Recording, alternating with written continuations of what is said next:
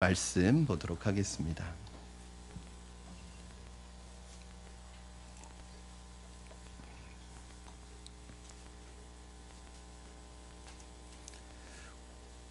창세기 3장 16절에서 21절입니다.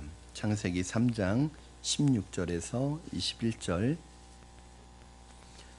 다 찾으셨으면 저와 여러분 한 절씩 교독하시고 21절 말씀 합독하도록 하겠습니다. 창세기 3장 16절입니다. 또 여자에게 이르시되 내가 내게 임신하는 고통을 크게 더하리니 내가 수고하고 자식을 낳을 것이며 너는 남편을 원하고 남편은 너를 다스릴 것이니라 하시고 아담에게 이르시되 내가 내 아내의 말을 듣고 내가 내게 먹지 말라 나무의 열매를 먹었은즉 땅은 너로 말미암아 저주를 받고 너는 내 평생에 수고하여야 그 수산을 먹으리라. 땅이 내게 가시덤불과 엉겅기를 낼 것이라 내가 먹을 것은 밭의 채소인즉 내가 흙으로 돌아갈 때까지 얼굴에 땀을 흘려야 먹을 것을 먹으리니 네가 그것에서 취함을 입었음이니라. 너는 흙이니 흙으로 돌아갈 것이니라 하시니라. 아담이 그의 아내의 이름을 하와라 불렀으니 그는 모든 산자의 어머니가 됨이더라. 여호와 하나님이 아담과 그의 아내를 위하여 가죽옷을 지어 입히시니라. 아멘. 그리고 제가 광고 하나 더 드릴게요. 우리 이은주 집사님 개인전인데 인사동에서 있습니다.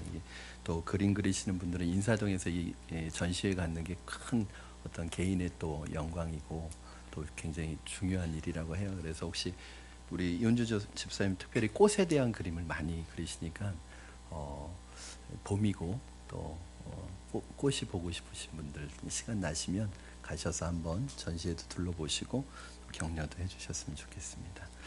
집사님 팜플렛이 밖에 있나요? 네, 밖에 또 이렇게 놓여져 있으니까 필요하신 분들 가져가셔서 참고하셨으면 좋겠습니다.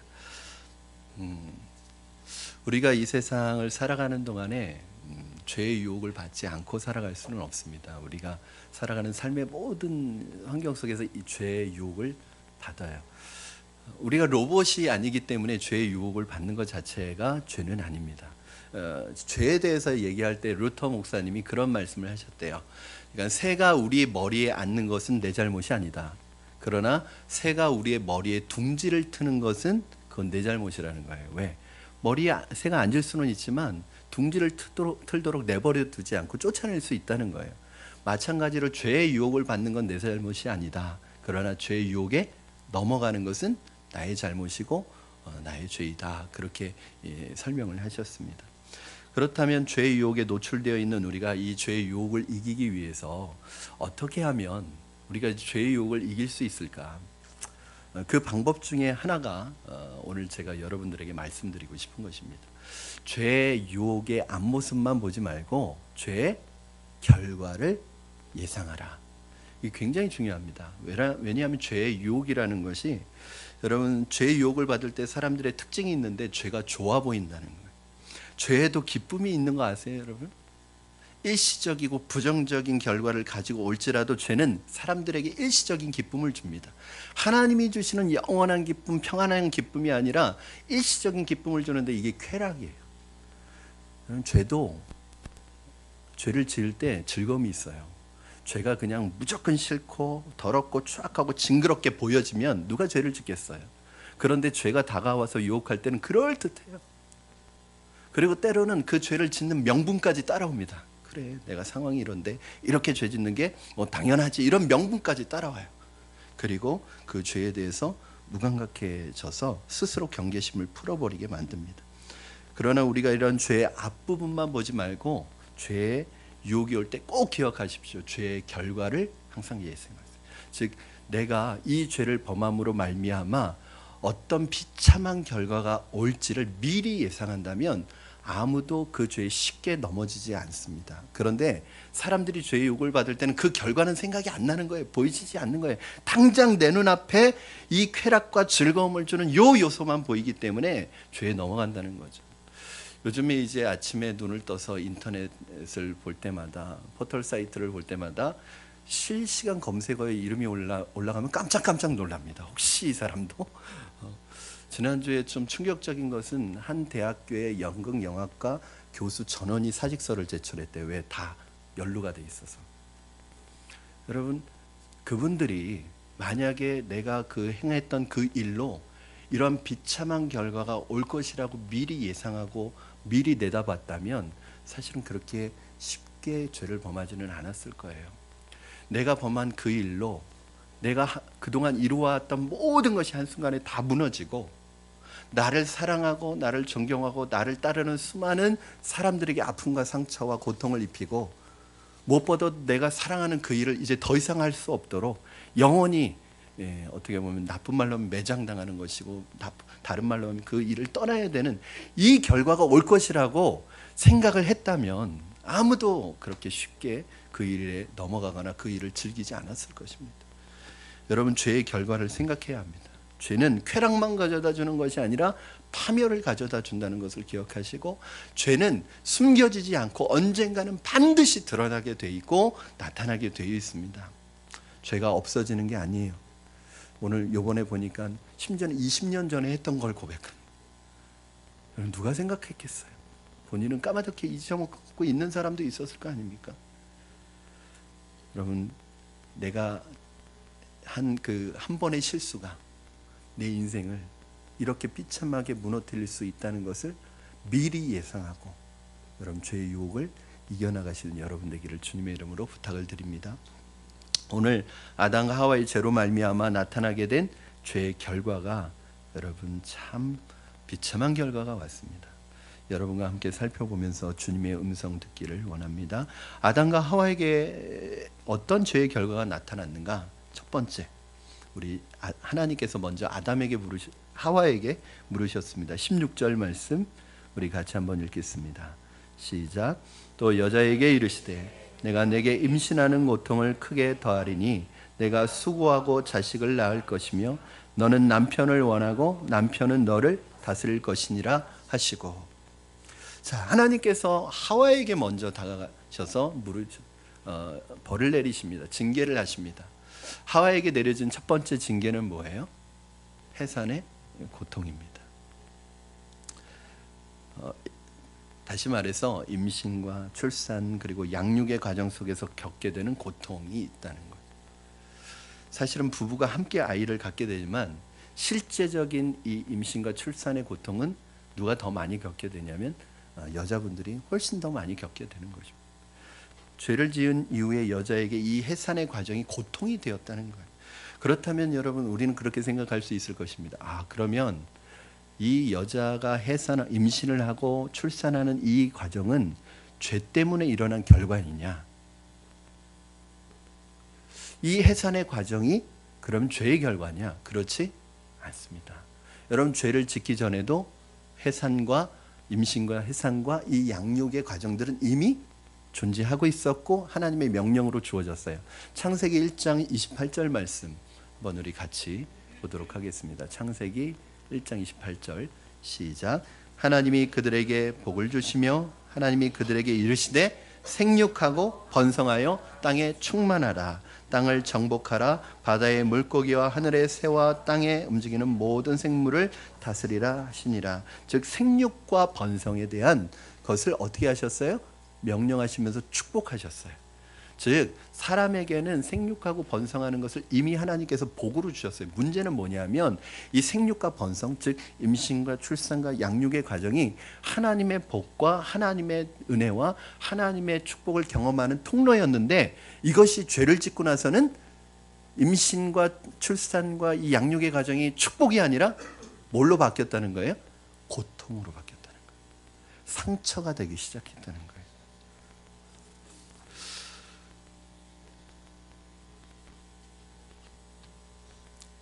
남자는 출산과 육아에 있어서 여자처럼 큰 고통을 겪지 않습니다. 자녀 교육에 있어서도 여자가 더 많이 고통을 겪습니다. 아이가 아프거나 사춘기를 겪고 결혼하는 과정 속에서도 사실은 남자보다는 여자들이, 엄마가 훨씬 더 많은 부분에 있어서 실제적인 고통을 겪습니다.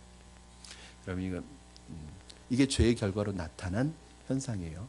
즉 이 모든 과정이 하나님의 주신 축복의 과정이었는데 죄를 짓고 나서는 이것이 축복으로 여겨지지 않고 고통으로 여겨진다는 거예요.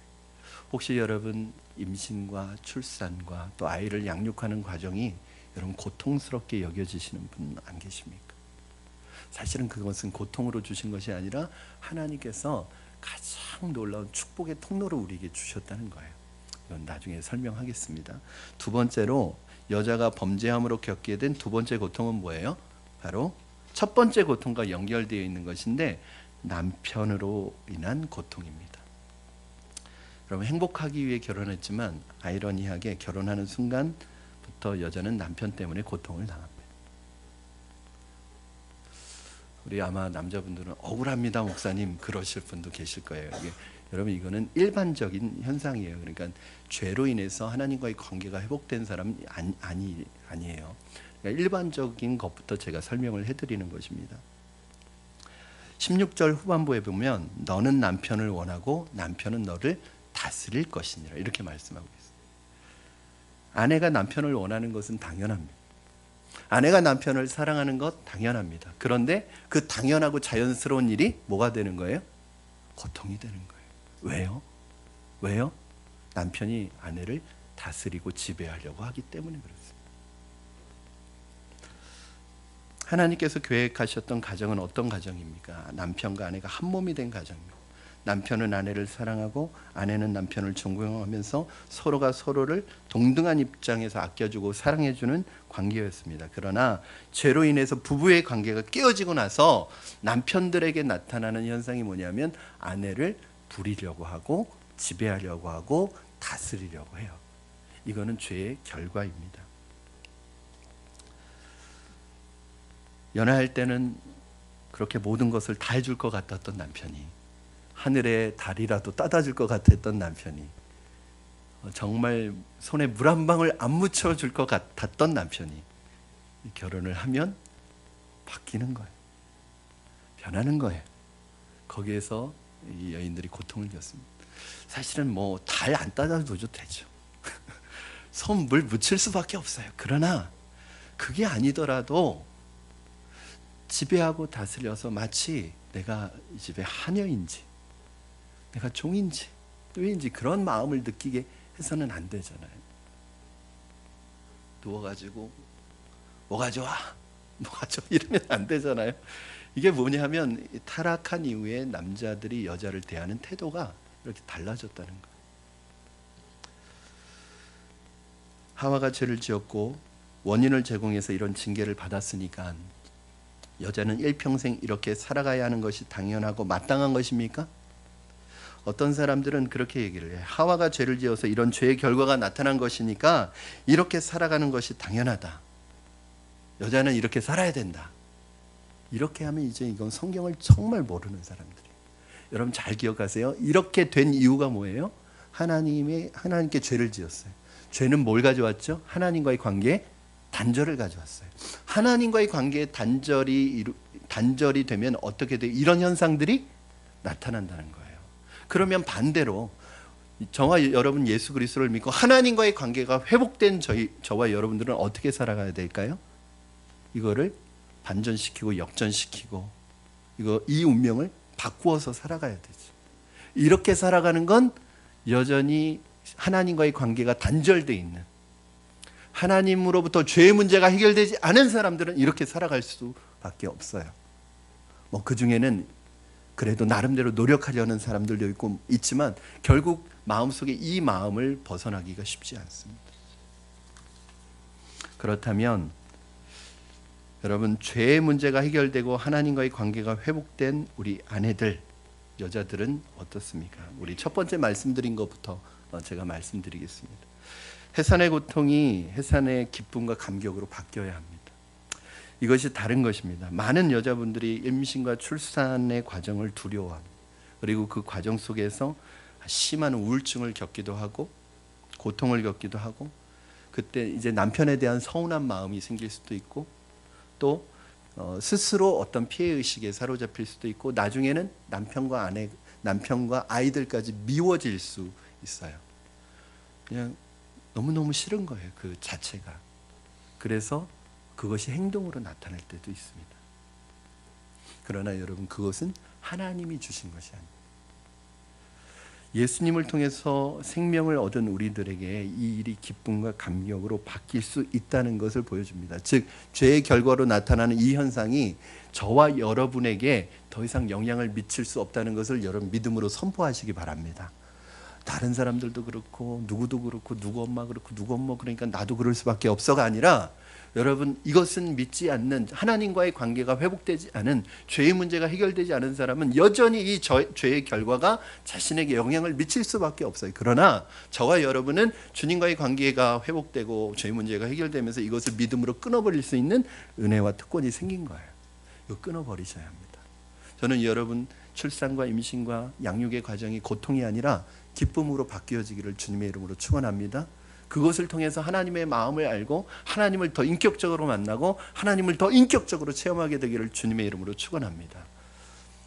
알죠? 아이를 키우고 낳고 아이를 키우는 것이 쉽다는 말은 아니에요. 어떻게 보면 이 세상에서 제일 어렵습니다. 그렇죠? 그래서 자식을 양육하는 걸 뭐에 비유해요? 농사에 비유하잖아요. 여러분 농사 내 마음대로 됩니까? 열심히 심고 가꾸기는 하지만 결국 하늘이 도와주지 않으면 농사 내 마음대로 안 돼요. 그렇죠? 마찬가지로 자식 내 마음대로 안 돼요. 나는 열심히 한다고 하지만 내 원하는 바와 다르게 나갈 수도 있어요. 그러나 중요한 것은 여러분 이 일에 있어서 하나님께서 주권을 가지고 여러분을 다스리고 간섭하고 있다는 것을 기억하시기 바랍니다. 그래서 자녀 양육의 모든 것이 하나님께서 다스려 주셔야 되지만 특별히 자녀를 양육하는 데 있어서는 여러분 하나님의 통치와 다스림이 필요합니다. 그래서 여러분 이 방법이 있어요. 이것이 고통이 되지 않게 하는 방법이 뭐냐면 여러분 기도하셔야 됩니다. 기도로 임신을 준비하시고 기도로 출산하시고 양육하는 과정 속에 이 모든 문제에 대한 하나님께 이 문제를 맡기고 하나님의 다스림을 받을 때 이것이 기쁨으로 변하는 거예요. 이거 없이 그냥 인간적인 내 힘으로 하다 보면 누구도 그것을 견뎌내기가 어렵습니다. 힘듭니다. 고통스럽습니다. 사랑하는 여러분, 저는 오늘 우리 푸른나무 교회에 속한 모든 우리 아내들이 여자분들이 이 과정을 고통이 아니라 기쁨과 즐거움과 축복의 통로로 바꾸어 가시기를 주님의 이름으로 축원합니다. 하와에게 말씀을 마치신 하나님께서 이번엔 아담에게 찾아오셔서 말씀하셨는데 이게 두 번째 아담에게 주는 징계였습니다. 우리 17절 말씀 같이 읽겠습니다. 시작. 아담에게 이르시되 내가 내 아내의 말을 듣고 내가 내게 먹지 말라 한 나무의 열매를 먹었은즉 땅은 너로 말미암아 저주를 받고 너는 내 평생에 수고하여야 소산을 먹으리라. 아멘. 아담이 하나님으로부터 받은 징계는 무엇이냐면 노동의 수고와 고통입니다. 여러분 남자분들이 직장에서 얼마나 힘든지 모릅니다. 상사에게 당하고 동료에게 당하고 어린 사람에게 당하고 그렇게 돈 벌려고 아둥바둥하고 하루 종일 피곤하게 살아야 하고 그렇게 한 달 동안 일해봐야 손에 쥐는 건 쥐꼬리만한 월급입니다. 그나마 그렇게 직장 생활을 할 수 있다는 것만으로도 감사해야 되는 상황이 되었습니다. 바로 이것이 남자들이 죄로 인해 겪고 있는 남자의 고통입니다. 남자가 직장 생활하면서 겪는 고통이 얼마나 큰지 모릅니다. 노동이, 일이, 직장이 고통이 되었습니다. 아침에 출근할 때 할렐루야 신난다 하고 출근하는 사람이 많습니까? 아니면 한숨을 쉬면서 아 오늘 출근하기 싫다 오늘 억지로 이렇게 출근하시는 분들이 많습니다. 아마도 사장님하고 사원하고 또 다를 거예요. 그렇다 할지라도 하나님 안에서 이 마음이 회복되지 않으면 일이 즐겁지 않습니다.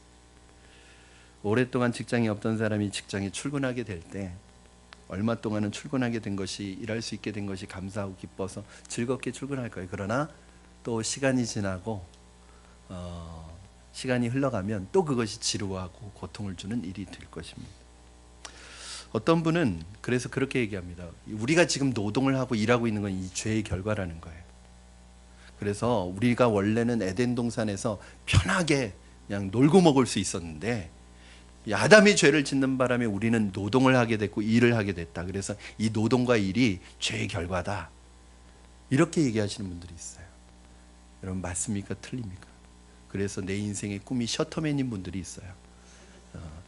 아내가 일하고 나는 셔터만 올리고 내리고 이렇게 생각하시는 분. 근데 여러분 결코 노동은 죄의 결과가 아닙니다. 이미 하나님께서 창조 때에 이것 노동에 대한 명령을 우리에게 하셨어요.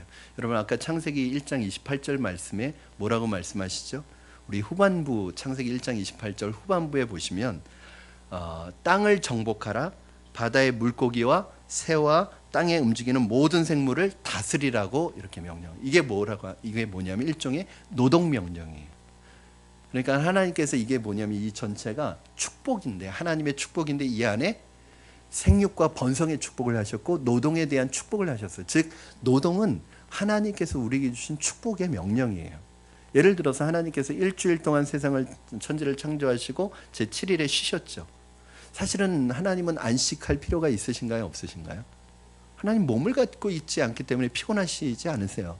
그런데 안식일을 제정하신 이유는 사람들에게 쉬게 하기 위해서. 그래서 뭐라고 말씀하세요? 6일 동안 일하고 제7일에 쉬라고 그러죠. 이 쉰다는 것, 안식한다는 건 뭘 전제하는 거예요? 일한다는 걸 전제하는 거예요. 그렇죠. 그러니까 이 노동은 죄의 결과가 아니라 하나님께서 이미 창조 때 우리에게 허락하신 축복의 통로였다는 것입니다. 여러분 사람에게 일이 없다면 얼마나 힘들겠습니까? 그러나 죄로 인하여 노동이 기쁨과 복이 아니라 고통이 되었다는 거예요. 그러니까 노동이 죄의 결과가 아니라 기쁨과 축복의 통로였던 노동이 일이 고통의 통로가 됐다는 게 이게 죄의 결과예요.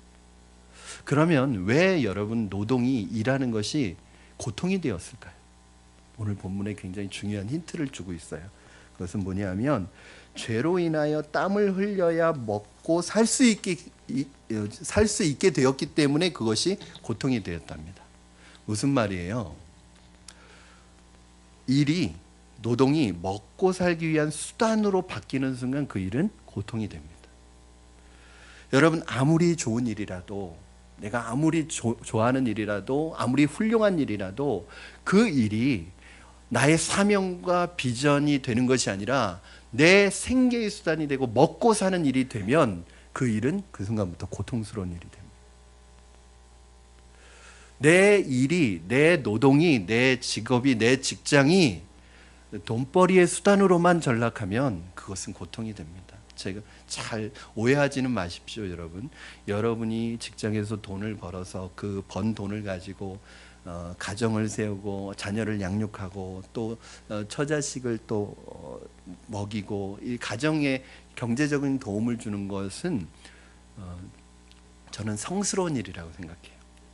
굉장히 중요한 일이라고 생각해요. 그러니까 우리 남자분들이 직장에서 우리 가정을 위해서, 자녀를 위해서 그렇게 일하는 거 굉장히 중요한 일이라고 생각해요. 그걸 또 그렇게 가정을 세워가는 거 중요합니다. 성스러운 일입니다. 그러나 그게 목적이 되어서는 안 된다는 거예요. 그 순간 아침에 출근하면서 어떻게 돼요? 내가 처자식만 아니면 당장 때려친다. 그러니까 처자식 때문에 어쩔 수 없이 출근하는 거죠. 싫지만, 고통스럽지만 내가 억지로 일하는 거예요. 여러분 그렇게 일하는 일이 곧 즐거움이 될 수 있겠습니까? 기쁨이 될 수 있겠습니까? 억지로 하는 일이.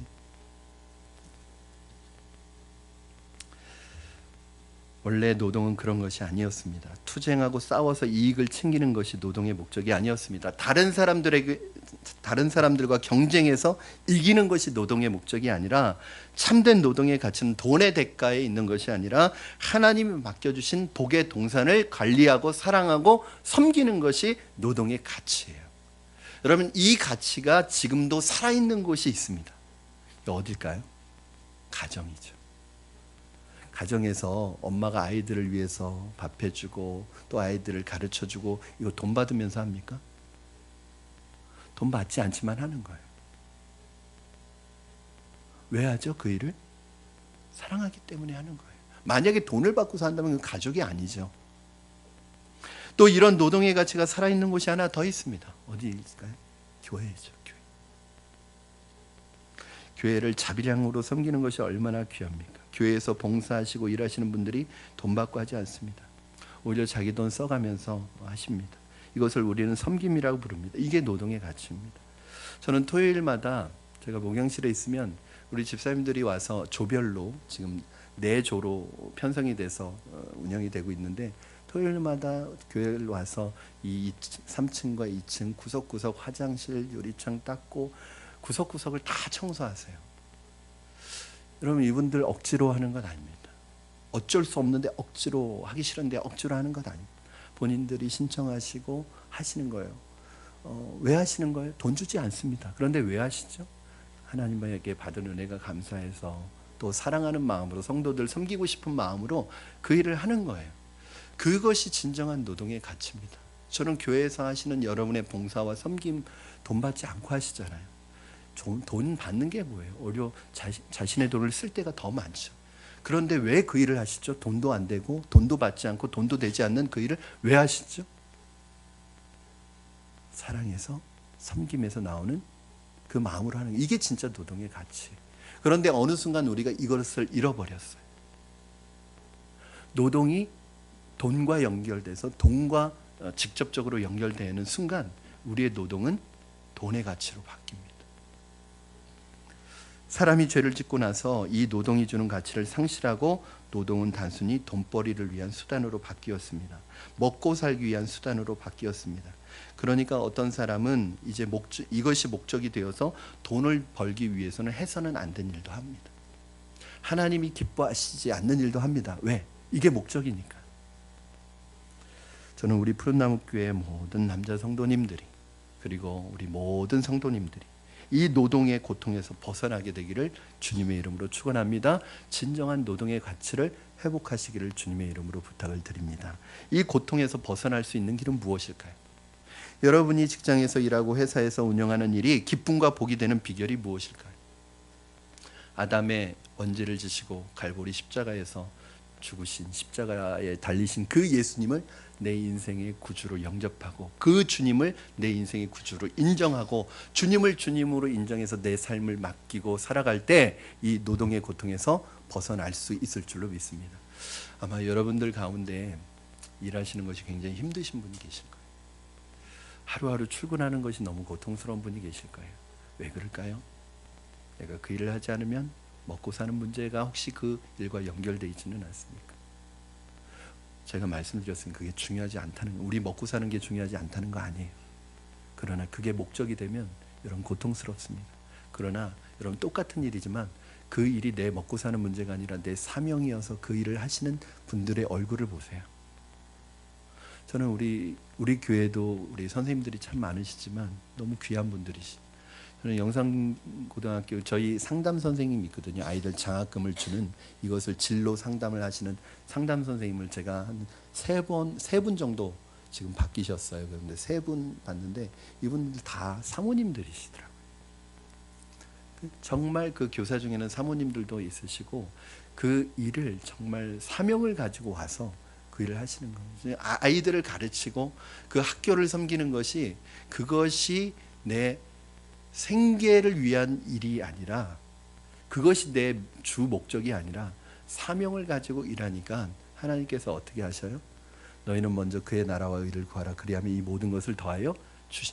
물론 먹고 사는 문제가 중요하지 않은 건 아니지만 그게 주된 목적은 아니에요. 그건 하나님께서 하나님의 사명을 위하여 가는 사람들에게 주신 부수적인 축복이고 채워주시는 은혜예요. 이걸 하나님께서 주시는 거예요. 여러분 마음속에 혹시 이 우선순위가 바뀌어 있다면 다시 한번 내가 하는 그 일, 그 노동, 그 직장, 그 직업을 다시 한번 생각해 볼 수 있기를 바랍니다. 만약에 그렇게 간다면 이 노동이 고통이 되기 시작하면 어떤 현상이 나타나냐면 몸과 마음과 정신이 지치고 피폐해집니다.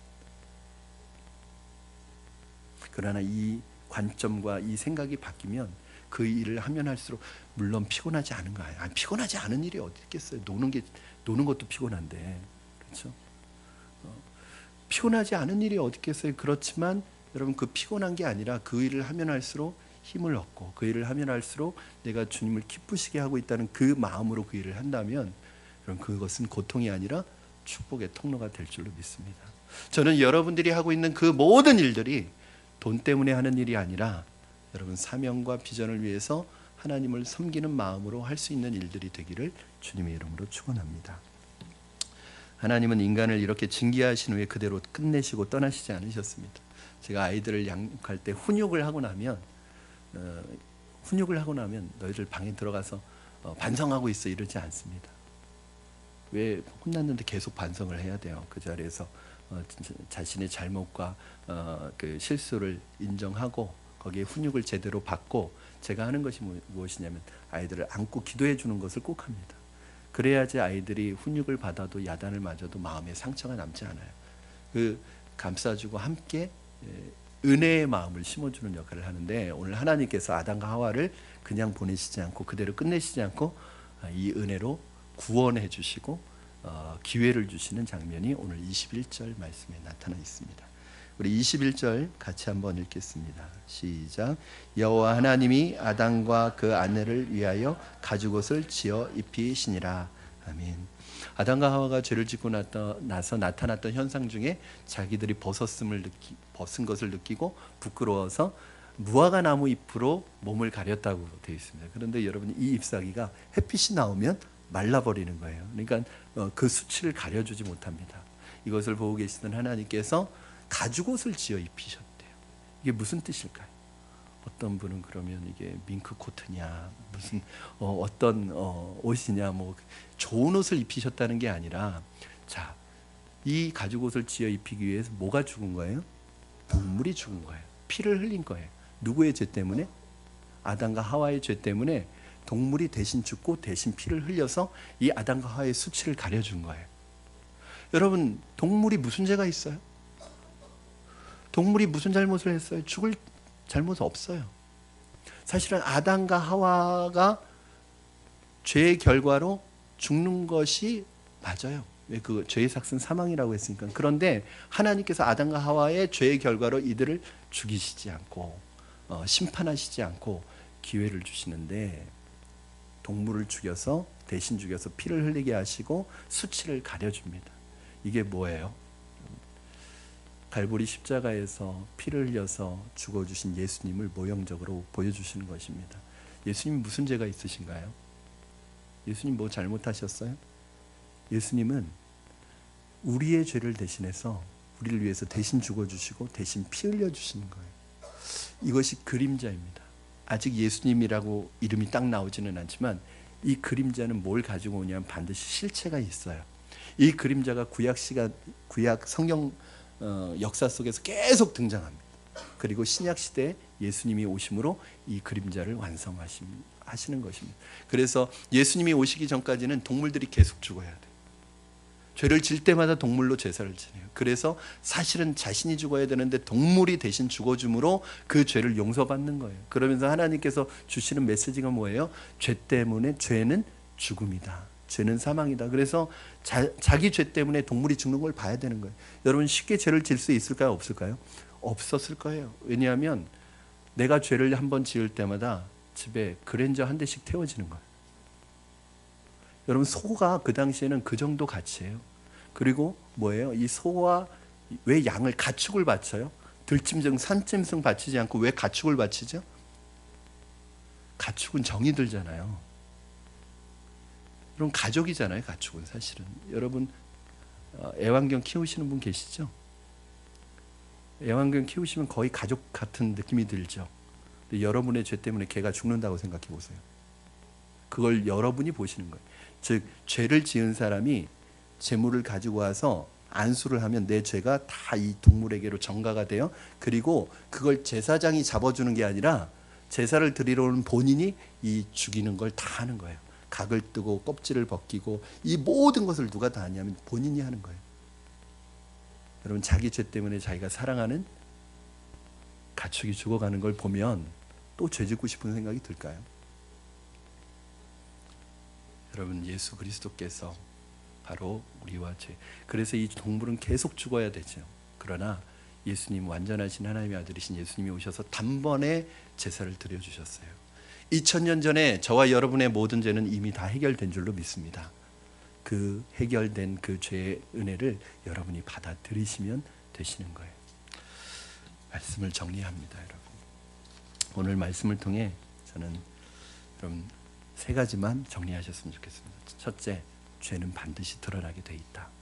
죄의 결과는 반드시 나타난다. 그러므로 죄의 유혹을 받을 때 죄의 유혹만 보지 말고 반드시 이 죄가 가져올 결과를 미리 예상해서 유혹으로부터 벗어나시기를 바랍니다. 두 번째는 예수를 믿고 하나님과의 관계가 회복되고 죄의 문제가 해결된 사람은 모든 이 죄의 결과의 영향력으로부터 자유할 수 있습니다. 아내들이여, 임신과 출산과 양육의 과정이 더 이상 여러분에게 고통이 아니라 기쁨이 되기를 주님의 이름으로 축원합니다. 남편들이여, 그리고 우리 남자분들, 여러분의 노동과 여러분의 일과 직장과 일하는 것이 고통이 아니라 그 일이 하나님의 사명의 도구가 되기를 바라고 그 일이 축복의 통로로 바뀌어지기를 주님의 이름으로 축원합니다. 마지막으로 이 모든 죄의 고통과 저주로부터 벗어나는 길은 나를 위해 죽으시고 모든 죄와 사망과 저주를 끊으신 예수님을 나의 주인으로 모시는 길밖에 다른 길이 없음을 기억하시고 예수님을 통해 하나님께서 우리에게 지어주신 이 은혜의 옷, 십자가의 옷, 이 옷을 입고 새롭게 변화되시는 저와 여러분 되기를 주님의 이름으로 축원합니다. 우리 이 시간에 같이 기도하시겠습니다. 오늘 주신 말씀 붙들고 우리 각자에게 주신 하나님의 은혜를 생각하시면서 기도하시겠습니다. 하나님, 어떠한 죄의 유혹이 온다 할지라도 이 죄의 유혹을 이길 수 있는 힘을 이미 우리에게 주셨음을 믿습니다. 예수 그리스도 안에 있는 자에게는 결코 정죄함이 없나니 이는 그리스도 예수 안에 있는 사망과 생명의 법이 죄와 사망의 법에서 우리를 구원하셨다고 말씀했습니다. 오늘 하나님 이 죄를 이기게 하여 주시옵소서. 죄의 결과를 생각할 수 있는 지혜를 주시옵소서. 더 이상 죄의 결과가 우리의 인생과 나의 삶에 영향을 미치지 않게 하여 주시고 십자가로 승리할 수 있게 하여 주시옵소서. 우리 같이 기도하며 결단하겠습니다. 살아계셔서 역사하시는 하나님 아버지, 주님의 은혜를 감사합니다. 오늘 하나님께서 우리에게 특별한 은혜를 베풀어 주셔서 아버지 다시 한번 우리의 모습을 점검할 수 있게 하시고 알아갈 수 있게 하신 것을 감사합니다. 하나님, 죄의 유혹을 이길 수 있게 하여 주시옵소서. 하나님, 이 죄가 나에게 어떠한 결과를 가지고 올지 미리 예상할 수 있게 하여 주시옵소서. 예상할 수 있는 지혜를 허락하여 주시옵소서. 십자가로 승리하게 하여 주시옵소서. 더 이상 죄의 결과가 우리의 삶에, 우리의 인생에, 우리의 가정에, 나의 삶에 영향을 미치지 않게 하여 주시고 더 이상 매여서 살아가지 않게 하여 주시고 죄의 영향을 받지 않게 하여 주시고 십자가의 은혜로 승리하게 하여 주시고 예수 그리스도의 보혈의 옷을 힘있게 하시고 십자가의 옷을 힘있게 하셔서 오늘도 우리가 믿음으로 승리하는 삶을 살아갈 수 있도록 주님 축복하여 주시고 역사하여 주시옵소서. 살아계신 하나님 아버지, 십자가 외에는 다른 길이 없음을 고백합니다. 십자가의 능력과 보혈의 옷을 힘입어 오늘도 우리에게 주어지는 모든 죄로부터, 죄의 유혹으로부터 승리하게 하시고 이기게 하시옵소서. 무엇보다도 더 이상 우리의 삶이, 인생이, 내 가정이, 우리의 생애가 죄의 영향력 아래 놓이지 않게 하여 주시고 십자가로 승리하신 주님의 은혜로 날마다 믿음으로 승리하며 살아가는 우리가 되게 하여 주시옵소서. 우리 모든 성도들의 가정이 회복되게 하시고 하나님 아버지 직장이 회복되게 하시고 고통이 기쁨으로 바뀌어지게 하시고 절망이 소망으로 바뀌어지는 은혜가 우리 성도들에게 임하게 하여 주시옵소서. 감사하며 예수님의 이름으로 기도합니다. 아멘. 우리 다 같이